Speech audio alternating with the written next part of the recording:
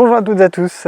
Alors cette année c'est vraiment pas facile, c'est une année à dégoûter n'importe quel jardinier, du moins chez moi, je ne sais pas ce que ça donne chez vous, mais le printemps, des inondations, des pluies sans discontinuer, on a eu 3 jours de soleil à tout casser, en plus des températures qui n'arrivaient pas à décoller, vraiment du froid même. Juillet, ça commence pas beaucoup mieux, hein, aussi beaucoup de pluie, là on est, on va dire, le 3e jour où il y a un petit peu de soleil, les températures commencent à remonter. Et ce cocktail, humidité plus température qui monte, c'est le cocktail favori de tous les champignons qui viennent infester nos potagers et surtout nos pieds de tomates, c'est le mildiou. Alors si vous avez la chance de ne pas savoir ce que c'est le mildiou, de ne jamais avoir connu ça, comment ça se manifeste? Alors ça se manifeste d'abord sur les feuilles des tomates qui commencent à brunir sur les contours, brunir même noircir, ensuite jaunir, et ça se propage tout doucement jusqu'à arriver dans les tiges. Bon, je dis doucement, ça peut même aller très vite parfois, hein, dans les tiges et ensuite jusqu'aux fruits qui vont pourrir, brunir. Donc si vos pieds, comme les miens, je ne sais pas si vous avez vu ça dans la vidéo de mon retour de vacances, commencent à être infestés par le mildiou, la première chose à faire, c'est d'éviter la propagation à tout le jardin. Donc pour ça, on va se munir d'un sécateur et on va supprimer toutes les parties atteintes par le mildiou.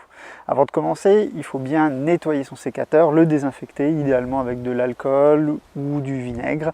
Le nettoyer pour, encore une fois, éviter de propager la maladie aux autres plantes de votre jardin.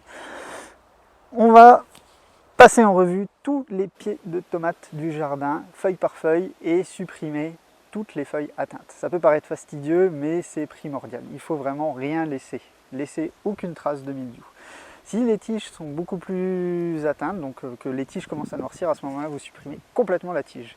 Si tout le pied est atteint, là, il n'y aura pas de miracle, hein, supprimez le pied, il risque juste d'infecter les pieds autour. Le mieux, c'est de l'enlever tout de suite.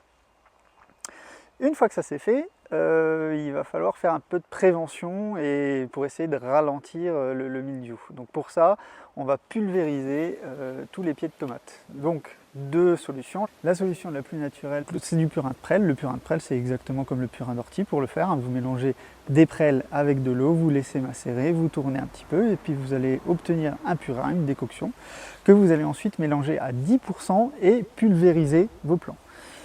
Une deuxième solution à utiliser avec un petit peu plus de modération, parce que bon, on a découvert quand même que le cuivre c'est pas terrible pour le sol, c'est de pulvériser du cuivre. Donc le cuivre, sa forme la plus connue, c'est la bouillie bordelaise.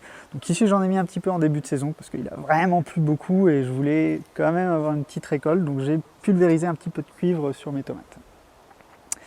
Donc une fois que ça c'est fait, il faut vraiment faire une surveillance de tous les jours, essayer au maximum de regarder tous vos pieds de tomates, voir s'il y a de nouvelles feuilles qui sont atteintes et les couper au fur et à mesure pour éviter de propager. Donc si vous vous attendiez à un remède miracle pour lutter contre le mildiou, je suis désolé, je n'ai pas un truc qui va l'éradiquer. Si vous l'avez par contre, moi ça m'intéresse, hein, alors mettez-moi en commentaire vos petites astuces.